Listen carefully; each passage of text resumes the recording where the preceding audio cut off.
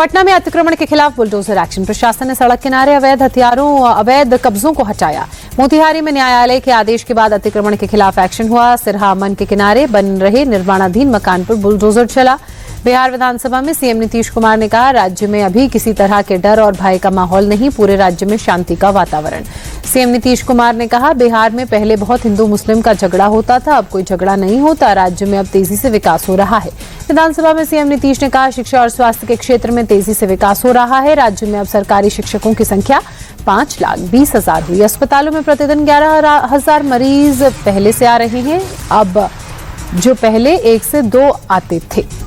Bihar BJP अध्यक्ष और मंत्री दिलीप जायसवाल ने विपक्ष को मुद्दा विहीन बताया। कहा, उनके पास कोई मुद्दा नहीं, विपक्ष के लोग कुछ भी बातें करते रहते हैं। जमीन के बदले नौकरी मामले में फैसला टला। अब 8 दिसंबर को राउज एवेन्यू कोर्ट फैसला सुनाएगा। सीबीआई ने लालू परिवार को आरोपी बनाया। बढ़ते प्रदूषण को लेकर संसद परिसर में विपक्ष का प्रदर्शन। मास्क पहनकर विरोध किया। खड़गे, सोनिया समेत कई नेता शामिल। बढ़ते प्रदूषण पर सोनिया गांधी ने सरकार को घेरा। कहा, प्रदूषण कम करने के लिए सरकार कुछ करे, ये उनकी जिम्मेदारी। छोटे छोटे बच्चे मर रहे हैं। प्रियंका गांधी ने प्रदूषण को लेकर सरकार को घेरा। कहा, हर साल प्रदूषण से हालात बिगड़ते जा रहे हैं, कम करने के लिए सरकार कोई एक्शन ले। छोटे छोटे बच्चे सांस नहीं ले पा रहे हैं। प्रियंका सरकार प्रदूषण पर कोई एक्शन ले कहती नजर आई। प्रियंका गांधी केवल बयानबाजी से काम नहीं चलेगा, सरकार कोई ठोस कदम उठाए। बढ़ते प्रदूषण की वजह से बच्चों को परेशानी। राजनाथ सिंह के बाबरी वाले बयान पर मल्लिकार्जुन खड़गे का पलटवार। कहा, अगर सबूत हैं तो उसे पब्लिश करें और हर जगह प्रचार करें। डॉलर के मुकाबले रुपये में गिरावट को लेकर खड़गे ने कहा, सरकार की नीति की वजह से रुपया कमजोर हो रहा है। नीति ठीक होती तो रुपये की वैल्यू बढ़ती। रुपये के कमजोर होने पर प्रियंका गांधी का प्रधानमंत्री पर निशाना। कहा, मनमोहन सरकार के समय सवाल उठाने वालों को इसका जवाब देना चाहिए। संसद परिसर में टीएमसी सांसदों का प्रदर्शन। केंद्र का बकाया और मनरेगा फंड से जुड़े मुद्दों को लेकर प्रोटेस्ट किया। टीएमसी के प्रदर्शन पर बंगाल बीजेपी अध्यक्ष सामिक भट्टाचार्य ने कहा, ध्यान भटकाने के लिए ये लोग प्रदर्शन कर रहे हैं। केंद्र ने साफ कहा है, हिसाब बताओ और पैसा लो, लेकिन ये लोग हिसाब नहीं दे रहे। बाबरी मस्जिद बनाने का ऐलान करने वाले टीएमसी नेता हुमायूं कबीर सस्पेंड। सीएम ममता ने पार्टी से निलंबित किया। हुमायूं ने 6 दिसंबर को मस्जिद की नींव रखने की घोषणा की थी। पार्टी से सस्पेंड होने के तुरंत बाद हुमायूं कबीर ने नई पार्टी बनाने का ऐलान किया। कहा, जल्द नई पार्टी बनाऊंगा। 2026 के चुनाव में टीएमसी के खिलाफ 135 सीटों पर उम्मीदवार उतारूंगा। रूसी राष्ट्रपति पुतिन का आज से 2 दिवसीय भारत दौरा। शाम को पहुंचेंगे दिल्ली। यूक्रेन जंग के बाद पहली बार भारत आ रहे हैं रूसी राष्ट्रपति। राष्ट्रपति पुतिन के स्वागत में पीएम मोदी हाई डिनर की मेजबानी करेंगे। आपसी रिश्तों को मजबूती देने के लिए कई अहम मुद्दों पर चर्चा होगी। राष्ट्रपति पुतिन का शुक्रवार की सुबह 9:30 बजे राष्ट्रपति भवन में औपचारिक स्वागत। राजघाट पर महात्मा गांधी की समाधि पर जाकर देंगे श्रद्धांजलि।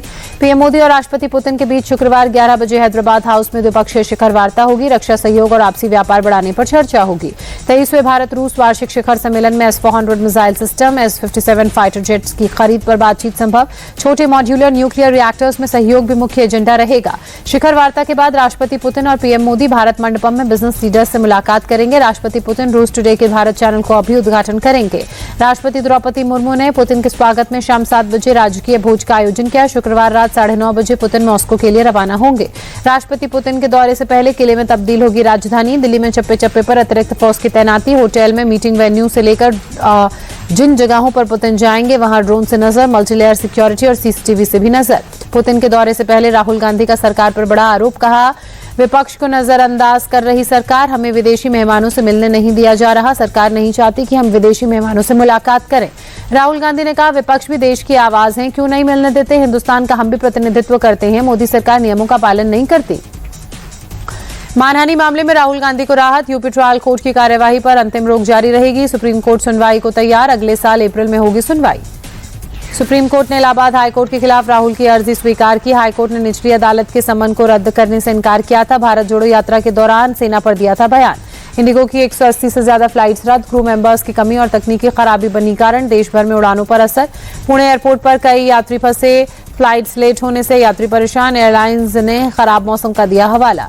राष्ट्रपति द्रौपदी मुर्मू ने नौसेना दिवस की शुभकामनाएं दी। ट्वीट कर लिखा, भारतीय नौसेना के कर्मियों और पूर्व सैनिकों और उनके परिवार वालों को नेवी डे की बहुत बहुत बधाई। बहादुर जवानों को देश का सलाम। पीएम मोदी ने नेवी डे की बधाई दी। ट्वीट कर लिखा, हमारी नेवी हिम्मत और पक्के इरादे की पहचान। इंडियन नेवी को बहुत बहुत शुभकामनाएं। यूपी, बिहार, हरियाणा में 22 जगहों पर एनआईए का छापा। आतंकी साजिश से जुड़े मामले में एजेंसी की छापेमारी।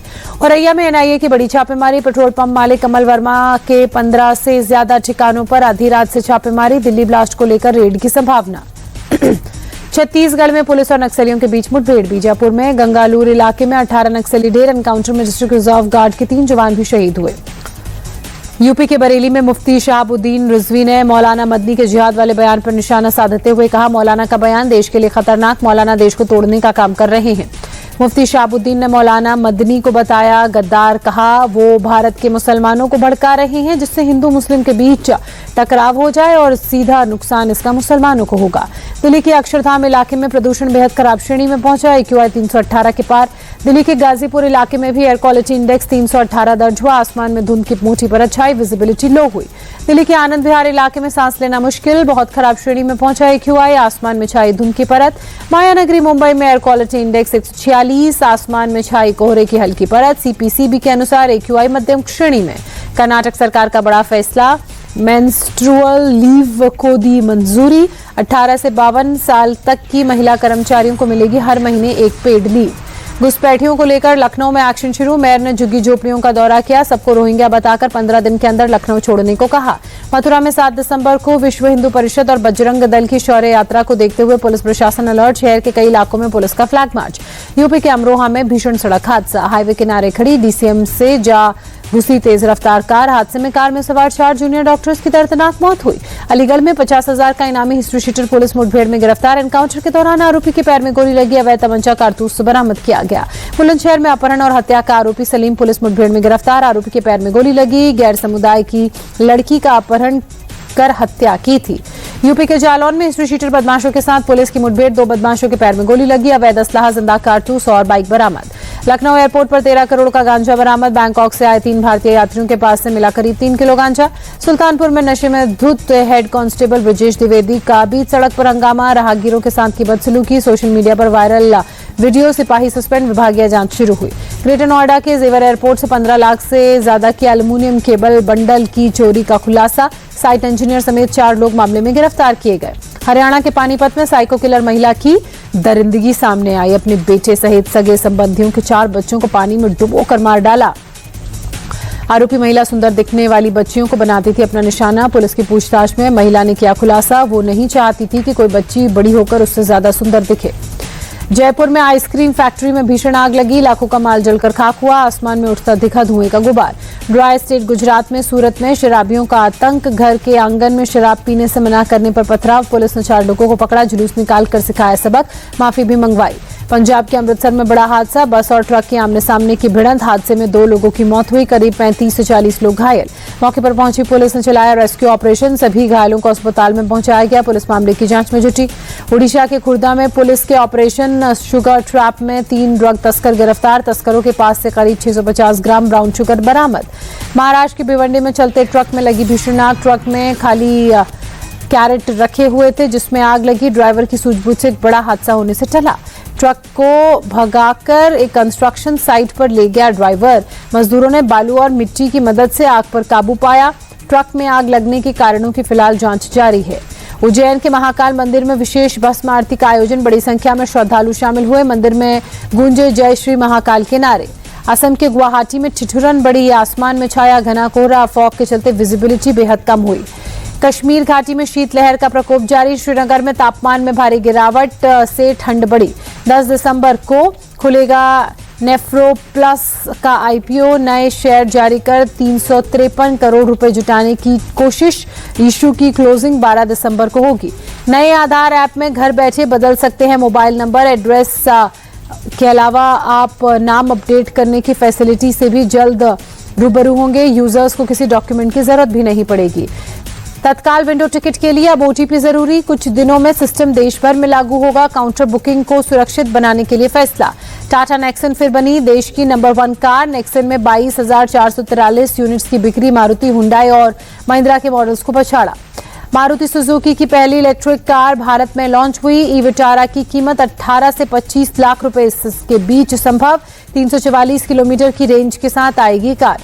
चीन में लॉन्च हुआ OnePlus Ace 60, 8000 mAh बैटरी और 16 GB रैम के साथ 1 TB स्टोरेज, 47,180 रुपए मोबाइल फोन की कीमत। न्यूबिया फोल्ड और न्यूबिया फ्लिप 3 फोन की स्मार्ट मार्केट में एंट्री 6560 mAh बैटरी के साथ 8 इंच की डिस्प्ले, 1 लाख से ज्यादा हो सकती है कीमत। विराट कोहली और ऋतुराज गायकवाड़ के शतकों पर भारी पड़ी माकरम की शतकीय पारी। साउथ अफ्रीका ने दूसरे वनडे में भारत को 4 विकेट से हराया। 3 मैचों की वनडे सीरीज अब 1-1 से बराबर हुई। साउथ अफ्रीका के खिलाफ दूसरे वनडे में टीम इंडिया 359 रनों का टारगेट नहीं बचा सकी। आखिरी ओवर में साउथ अफ्रीका ने टारगेट अचीव किया। 6 दिसंबर को विशाखापत्तनम में खेला जाएगा दोनों के बीच अपना तीसरा वनडे मैच। साउथ अफ्रीका की ओर से एडन माकरम ने सेंचुरी लगवाई। डिवाल्ड ब्रेविस और मैथ्यू ब्रॉडबीट्रज़की ने भी अर्धशतकीय पारी खेली।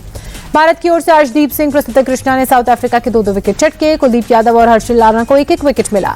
विराट कोहली ने वनडे फॉर्मेट में पूरा किया 53वां शतक, 12वीं बार लगाया बैक टू बैक शतक। 93 गेंदों पर 102 रनों की पारी खेली।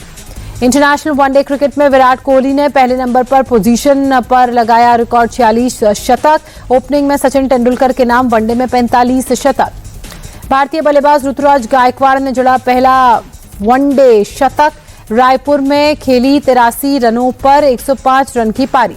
साउथ अफ्रीका के खिलाफ ऋतुराज ने लगाया भारत की तरफ से दूसरा सबसे तेज वनडे शतक। 77 गेंदों में लगाई सेंचुरी। यूसुफ पठान के नाम है 68 गेंदों में सबसे तेज शतक लगाने का रिकॉर्ड। कोहली गायकवाड़ की जोड़ी ने साउथ अफ्रीका के खिलाफ वनडे फॉर्मेट में इतिहास रचा। दोनों के बीच तीसरे विकेट के लिए हुई 195 रनों की पार्टनरशिप। साउथ अफ्रीका के खिलाफ वनडे सीरीज में केएल राहुल ने किया अभ्यास, साथ ही अर्धशतक लगाए बैक टू बैक। रांची के बाद रायपुर में लगाई 66 रन बनाकर नाबाद रहे। 1 रन बनाकर वॉशिंगटन सुंदर रन आउट रहे। रोहित शर्मा ने भारत में इंटरनेशनल वनडे क्रिकेट में 9000 रन पूरे किए। देश में सबसे ज्यादा रन बनाने वाले खिलाड़ियों की सूची में तीसरे नंबर पर रोहित शर्मा। साउथ अफ्रीका के कप्तान टेम्बा बावुमा ने भारत के खिलाफ मिली जीत पर खुशी जताई। कहा, मैच अविश्वसनीय था, भारत के खिलाफ खेलना मुश्किल। केएल राहुल ने साउथ अफ्रीका के खिलाफ वनडे में हार की मुख्य वजह ओस को बताया। कहा, ओस की वजह से दूसरी पारी में गेंदबाजी में मुश्किल आई। रायपुर में टी20 वर्ल्ड कप 2026 के लिए भारतीय टीम की नई जर्सी लॉन्च हुई। टी20 वर्ल्ड कप टूर्नामेंट के ब्रांड एम्बेसडर रोहित शर्मा और भारतीय बल्लेबाज तिलक वर्मा मौजूद रहे। साउथ अफ्रीका के खिलाफ 5 टी20 मैचों के लिए भारत की टी20 टीम का ऐलान हुआ। हार्दिक पांड्या की टीम में वापसी, संजू सैमसन को जगह दी गई। भारत के तेज गेंदबाज मोहित शर्मा ने लिया क्रिकेट के सभी फॉर्मेट से संन्यास। मोहित ने 26 वनडे 8 टी20 अंतर्राष्ट्रीय मैचेस खेले। ऋचा घोष पश्चिम बंगाल पुलिस में हुई शामिल। सिलीगुड़ी एसीपी का पद संभाला।